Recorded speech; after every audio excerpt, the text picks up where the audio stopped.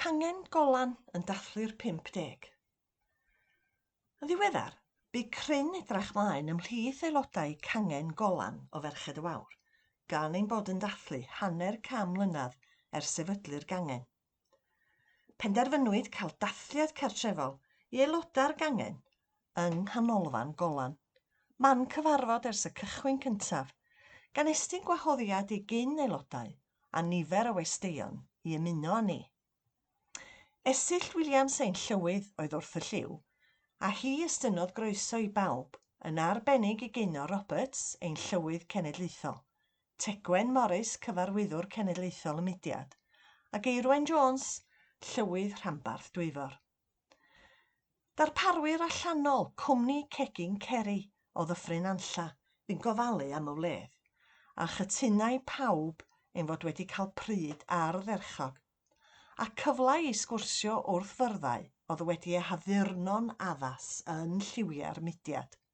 Yn wir, roedd y neuadd i gyd wedi eu haddurno ac yn werth ei gweld. Roedd arddangosfa wedi gosod allan yn cofnodi hanes y gangen dros y cyfnod ers iddi ei sefydlu. Y llyfrau lloffion, lluniau, gwaith llaw cywrain ac adroddiadau difyr yn ein hatgoffa am weithgareddau a llwyddiannau'r gangen dros y blynyddoedd. Roedd yn syndod gweld bod cangen fach mewn ardal wledig wedi cyflawni cymaint. Yn ystod yr haf, bu 2 o aelodau ffyddlon y gangen ddod ynghyd i fynd drwy'r cofnodion y gangen a oedd yn yr archifdy yng Nghaernarfon. Dyma bigiad o gyflwyniad Gwen, Enid a Gwenda. Mae'n debyg mae'r diweddar Buddig Jones Llwyn Mafon gafodd y syniad o geisio sefydlu cangen yn yr ardal hon yn dilyn gweithgaredd wrth baratoi at ei Steddfod Genedlaethol Cricieth 1975. Roedd cangen o Ferched y Wawr eisoes wedi cychwyn yng Nghricieth. Daeth Buddig a chriw o ferched oedd â diddordeb at ei gilydd a sefydlwyd y gangen mewn cyfarfod ar y 14 o Hydref 1974, gyda Miss Nanw Evans cefn peraidd yn llywyddu.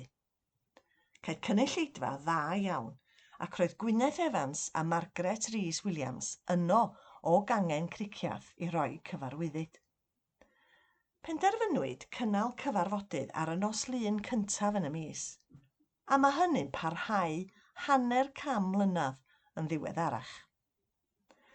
Tal aelodaeth oedd 25 ceiniog, te a bisgedi yn 2 ceiniog, a raffl yn 2 ceiniog, a'r swyddogion oedd Llywydd Gwenda Gruffydd, Is-lywydd Anwen Humphreys, Trysorydd Megan Jones, Gohebydd y Wasg Elen Evans, Dosbarthu'r Wawr Megan Lloyd Williams.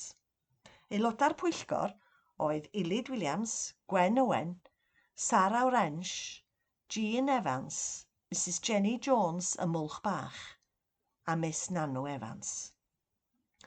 Mae 5 o'r aelodau gwreiddiol yn parhau i fod yn aelodau. Gwen Owen, Ilyd Williams, Megan Jones, Elen Evans a Megan Lloyd Williams, a roeddent i gyd yn bresennol ar gyfer y dathlu.